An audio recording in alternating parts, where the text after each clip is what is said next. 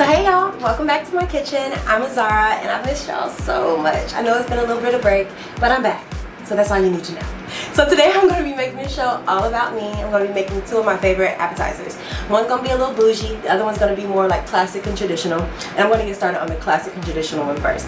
So that one's going to be Filipino Style Lumpias. Traditionally they're made in a lumpia wrapper. I'm going to be making them in wonton wrappers instead. So it's a little, you know, updated twist on something traditional. I have some ground pork here, just 1 pound.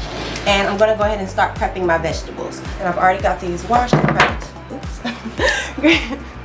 Green onions, carrots, a white onion, and some cabbage. Also some garlic. You can use fresh garlic if you like. I have some garlic paste that I need to finish off, so I'm going to use this. So let's see if this is about half a cup.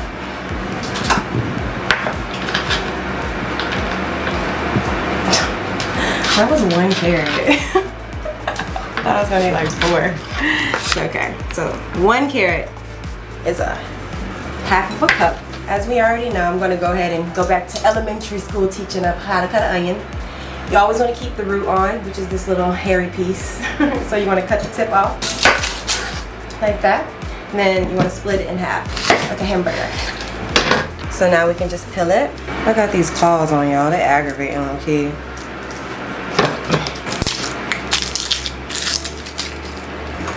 We're gonna need about a half a cup of this too. Just use your knife and cut along those lines. Ooh, you don't want to do that. You want to keep it intact. So almost cut to the root, but not completely back there. But just follow those lines. And then you want to cake it and split it. Be very careful when doing this. You can even make it safe by putting your hand on the top and slicing like a hamburger again. Turning it back to the side and then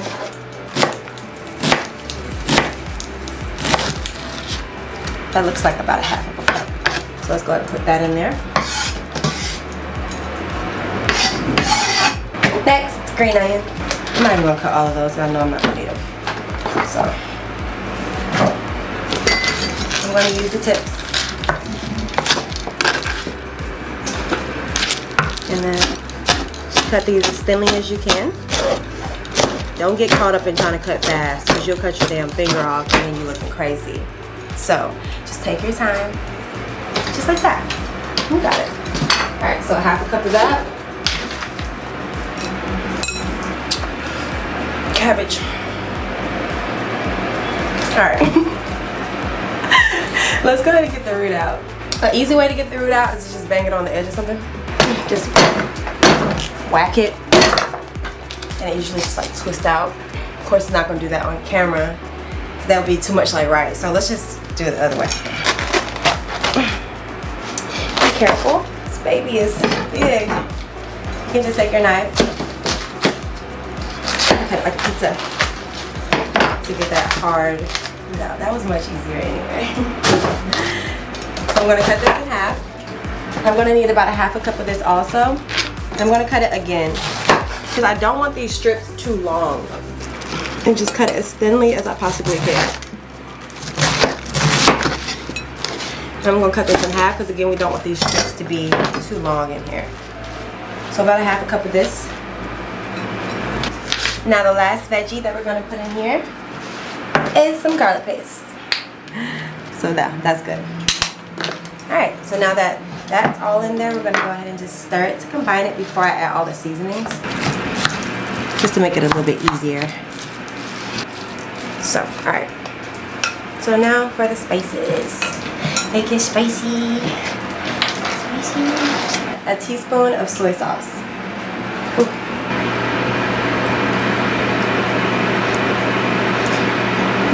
I'm gonna add a little bit more. So let's add 2. That was just like a childish amount. A teaspoon of black pepper. I'm going to actually do that because that's a pretty generous amount of black pepper. Work smarter, not harder. So, a teaspoon of black pepper. A teaspoon of salt. I'm using some Himalayan salt. And a teaspoon of garlic powder. Alright, that's so much easier. I'll just get your hands dirty. It's all love anyway. And this dish honestly reminds me of my mother. She used to make this when we used to live in upstate New York. We lived in Syracuse, Rochester, Watertown, all three. I don't know. She used to make these. One of her friends gave her the recipe, and listen, y'all, like they were so good. You eat them with sweet chili sauce, and listen, they're just so good. This was so much easier to just mix up with my hands. I'm gonna need 1 egg to seal these, and traditionally you would not need an egg for lumpia wrappers, but since we're using wonton wrappers, you need an egg. Okay.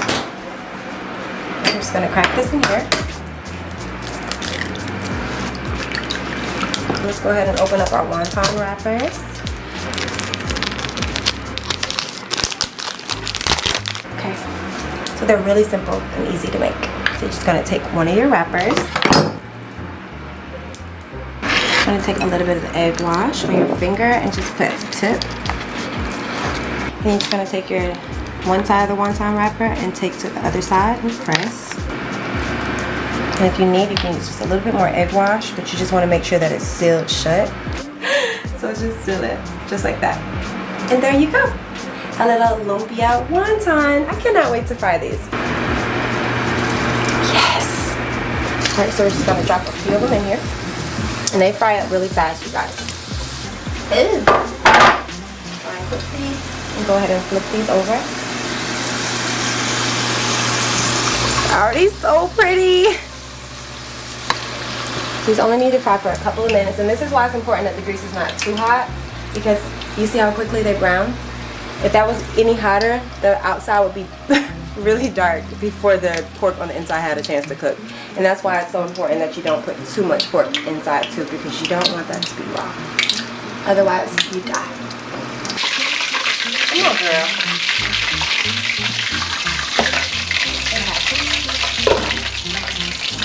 That's doing too much. Ooh, Jesus. I mean, look.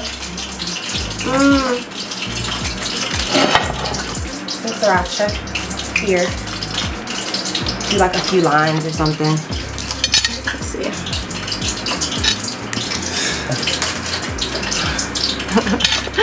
So maybe like a little dot there. Dot there. Dot there. And then line them up, stack them. And I'm going to take some of these green onions. I'm going to cut them on the bias. Much prettier. I'll sprinkle some of those on the top. Make sure they're not all bundled up. What is bundled? I use bundled like it's an actual word. What? Okay. Like that. I might even make it more sexy with a little bit of where is she? Where are you? Hello? I know you are there. Sesame seeds. This is completely unnecessary, but I don't know, I just felt like it would make it better. This is not even yeah, it is Asian. Yeah. I think sesame seeds would traditionally go on there, but now for the saucy sauce. Just use the sweet chili sauce. But, you know, just pretend that's not as thin as it is. Alright, you guys. So, that's the first appetizer. So you got a bowl of grease? Done. I tried. Just pretend it's sweet chili sauce. Didn't know I didn't have any more. Okay, so look at them. Beautiful Filipino lumpia wontons with a sweet chili sauce version. Just put those in random places around the board too. This is just to add some color and freshness. So let's go ahead and go in with our blue cheese. Now, with the blue cheese, I actually prefer for it to look like a crumble instead of like this. So I'm just gonna go ahead and chop it up a little bit. And it'll, whatever it naturally goes to is what we'll use. Stack these here. Yum. Just like that. Now let's taste this cheese. I've never tried it. Ooh. Dubliner, I don't know if I'm pronouncing that right. Carragou is cow's milk. cheese. I wanted to use Parmesan because I wanted a cheese that was like salty and flaky and like crumbly like Parmesan, but I couldn't find one. So let's taste this. Ooh, it's a lot of crystallization in there, which is what I wanted. That's so good. I'm glad I got that. Now let's see how I want to present this. I want to keep in mind presentation. So I'm going to cut this like this. Okay. It'll be 3, 2, 3, like that. This one, I want to sit here.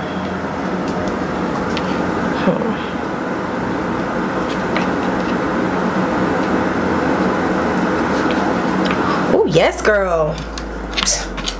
Listen, it's already looking expensive. So I think those are my cheeses. All right, so here we are.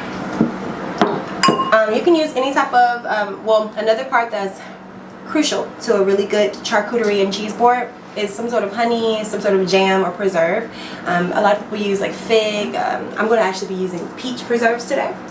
And then this honey. This is actually local honey from the city that I'm living in now. So shout out to Rich's 100% pure honey. I actually really love this stuff and it's affordable. It could do.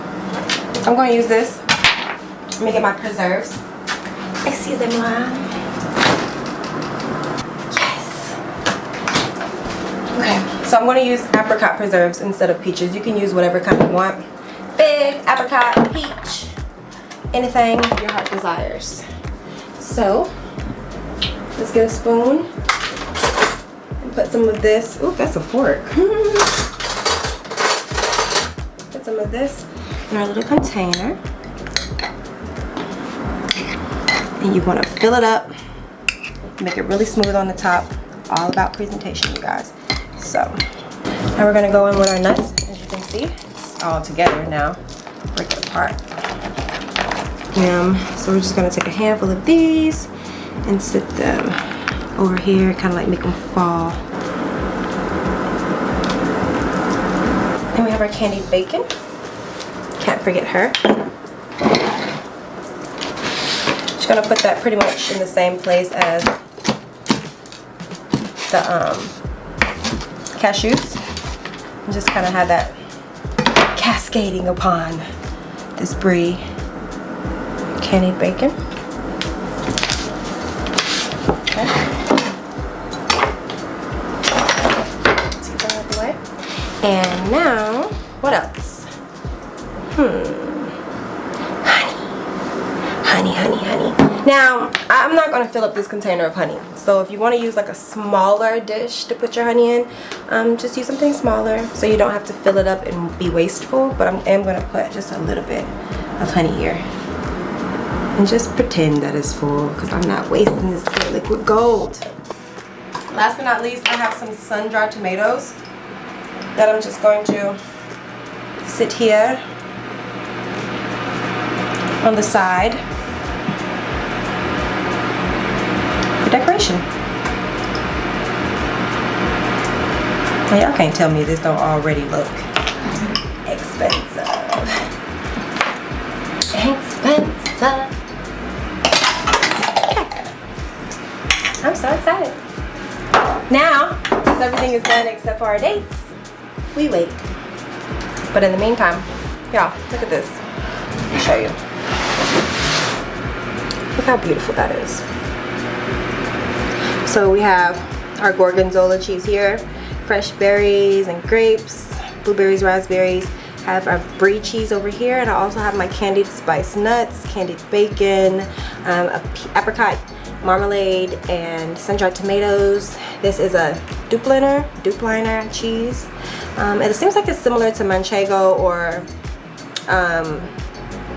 it kind of tastes similar to Parmesan also. And then obviously we have our brie here too. So a beautiful board so far, and as soon as our dates come out of the oven, we're just gonna line those up there. You ready? I'm recording. Of course you are. Alright, y'all. So, we're finished. And honestly, I'm really impressed. This was not that expensive of an appetizer. All these cheeses cost $4 or less. And this is something that, honestly, I mean, it's just, look at it. It's just beautiful. I can't stop looking at it. I barely want to eat it, but I'm going to show you guys how I would consume this. You can use whatever type of cracker you like. I love wheat thins, so I'm going to be using wheat thins. You can use like the fancy crackers if you, what? You can use like the fancy crackers if you like. Saltines, I would not use saltines. Saltines, huh? It was. I thought they were crackers, so. I'm using wheat thins, or you can just use like water crackers. Something that looks fancy, something thin, crispy, maybe round. So yeah, let's try it. Let's try our dates first. And if you even want, you can put some of these crackers on here in some kind of fancy, cute way. But I'm not. So let's go ahead and take one of these and just cut it. Let's see.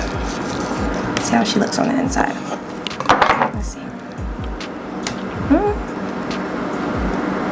Yummy. Ooh. So I'm just gonna take this piece. Make sure I have plenty of that reduction on there. And then you can even put maybe, let's see what else. I'm just gonna put a little bit more of the gorgonzola and just try it and see what it's like just alone. Okay.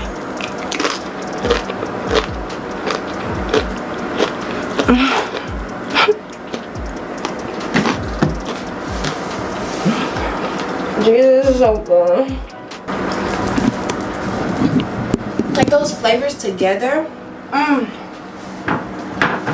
I mean, it's like slightly crispy from the bacon and salty from the bacon as well. And then sweet from the fig and creamy from the gorgonzola. But also that gorgonzola cheese is just so flavorful and strong, but it's not overpowering at all. So you guys, honestly, that's amazing. So that's how I would eat that, just on a cracker, plain, maybe add a little bit of gorgonzola cheese. Now for everything else, you can just like tower it together. So I'm gonna take like a little piece of maybe this cheese and let's get some apricot preserve, maybe a little bit of blue cheese with some bacon, maybe like a little cashew. You know what? I'm gonna add a little brie on there too, just for some creaminess.